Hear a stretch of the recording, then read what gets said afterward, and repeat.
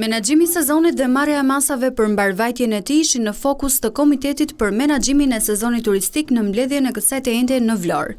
Zëvendës Ministre e Turizmit Marinela Prifti u shpreh se objektivi është që turizmi të zgjatet në kohë. Kemi jo vetëm një sezon turistik veror më të zgjatur, por të kemi një turizëm gjithvjetor ose 365 ditë turizëm. Në 2025 kemi pasur rreth 12.5 milion vizitor dhe po ashtu kemi publikuar edhe shifrat e marsit të 2026-ës dhe po të krahasojmë marsin 2025 me marsin 2026 kemi pasur një rritje prej 11% më shumë vizitor turist në territorin e Republikës së Shqipërisë. Elidon Çela, drejtuesi i Policisë së Vlorës, tha se edhe këtë vit problem mbetet zaptimi i hapësirave publike në plazhe dhe mosndarja e tyre në kohë nga autoritetet.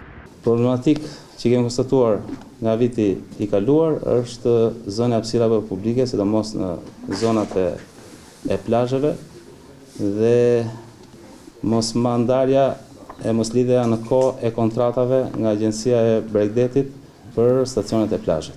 Çka linte vend për abuzim nga subjekte të ndryshme që t'i përdorin këto hapësira në mënyrë abuzive. Kryetari i Shoqatës së Anijeve Turistike Ervis Hoxha tha se problemet në sezon janë të shumta, sipas tij turoperatorët nuk kanë ende asnjë informacion se ku do të qëndrojnë anije turistike dhe si do të operojnë. Ajo që ne kërkojmë është bashkëpunimi me institucionet, me kapitenerin, portin, kufirin që sezoni të jetë sa më i sigurt dhe mbarvajtja e sezonit të jetë sa më e mirë. Problematikat që kemi ne si anije turistike apo si turoperator, aktualisht ne nuk kemi një informacion se ku do të operojnë anije turistike apo se ku do të punohet me anije turistike.